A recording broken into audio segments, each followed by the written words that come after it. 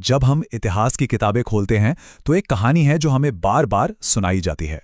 वो कहानी है उन हमलावरों की जो भारत आए। नाम तो आपको याद ही होंगे, सिकंदर, मुगल, अंग्रेज। ऐसा लगता है जैसे यही नाम भारत के इतिहास का पूरा सच है। लेकिन ये कहानी का सिर्फ एक हिस्सा है, एक पहलू। पर सवाल ये है कि उन राजाओं का क्या जो दूसरी दिशा में गए? मतलब वो भारतीय राजा जिन्होंने अपनी सरहदों को पार किया और अपनी ताकत का लोहा मनवाया, जिन्होंने पहाड़ और समंदर लांघकर अपने साम्राज्य खड़े किए। तो चलिए इस कहानी को समझने के लिए समय में थोड़ा पीछे चलते हैं। बात है 11वीं सदी की। दक्षिण भारत में उस वक्त चोल साम्राज्य का दबदबा था और उस दौर में बंगाल की खाड़ी में दो बड़ी ताकतें थीं जो एक दूसरे को देख रही थीं। एक तरफ भारत के चोल और दूसरी तरफ समुंदर के पार श्री विजय साम्राज्य। इनका कब्जा था आज के इंडोनेशिया और मलेशिया के समुद्री व्यापार मार्गों पर। और फिर जो हुआ वो कोई छोटी मोटी झड़प नहीं थी। नहीं, राजेंद्र चोल प्रथम ने एक बहुत बड़ा, एक सोचा समझा नौसैनिक हमला किया। उन्होंने खुले समंदर को पार किया और एक एक करके श्रीविजय के बंदरगाहों पर कब्जा कर लिया।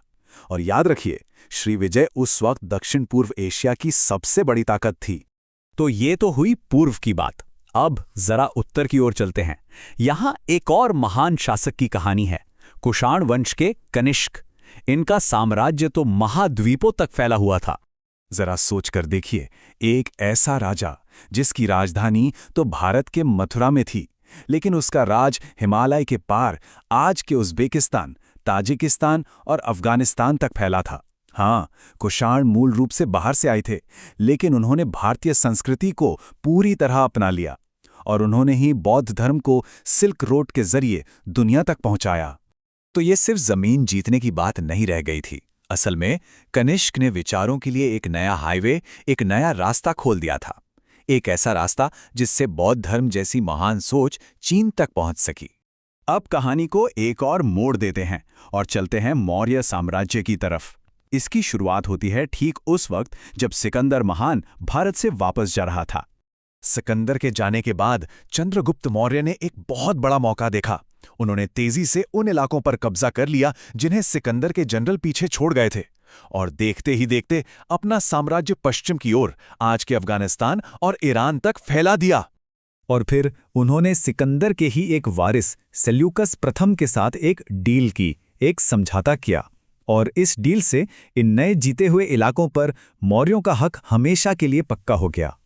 लेकिन आप जानते हैं इस समझौते की कीमत क्या थी? जमीन के इतने बड़े हिस्से के बदले में सेल्यूकस को क्या मिला? 500 युद्ध हाथी। सोचिए जरा, एक विशाल भूभाग की कीमत महज 500 हाथी। हमारी अगली कहानी हमें ले जाती है 8वीं सदी के कश्मीर में। अब कश्मीर एक ऐसी जगह है जिसके बारे में हम आमतौर पर ये नहीं सोचते कि यहां से कोई राजा बाहर की तरफ विस्तार कर सकता है ना। लेकिन यहीं पर एक राजा हुए जिनका नाम था ललितादित्य मुक्तपीड़, और उन्होंने कुछ ऐसा किया जो सोचना भी मुश्किल है। उन्होंने हिंदू कुश के ऊंचे पहाड़ों को पार करके अपनी सेनाएं मध्य एशिया तक भेज दी, और ये बात हमें पुरानी किताब राजतरंगिणी से पता चलती है। हाँ, इतिहासकार आज भी इस बात पर बहस करते हैं कि उनकी जीत का दायरा असल में कितना बड़ा था। लेकिन एक बात तो बिल्कुल साफ है, ललितादित्य ने एक ऐसी सेना तैयार की थी जो उपमहाद्वीप के बाहर बहुत दूर तक लड़ने की काबिलियत रखती थी। तो ये हैं वो 4 कहानियां, 4 राजा, 4 अलग अलग दौर और 4 अलग अलग दिशाएं। राजेंद्र चोल जो पूर्व में समंदर के पार गए, कनिष्क जिन्होंने उत्तर में हिमालय के पार एक साम्राज्य संभाला, चंद्रगुप्त मौर्य जो पश्चिम में सिंधु के पार पहुंचे, और ललितादित्य मुक्तपीड़ जो कश्मीर से हिंदू कुश को लांघ गए। तो भारत का इतिहास सिर्फ हमलों को झेलने का इतिहास नहीं है। नहीं, ये विस्तार का भी इतिहास है। ये उन राजाओं की कहानी है जो अपनी सीमाओं से बाहर निकले और जिन्होंने दुनिया के नक्शे पर अपनी एक अमिट छाप छोड़ी। तो सवाल ये उठता है कि इतिहास के पन्नों में और कितनी ऐसी कहानियां दबी पड़ी हैं जो हमें कभी बताई ही नहीं गई।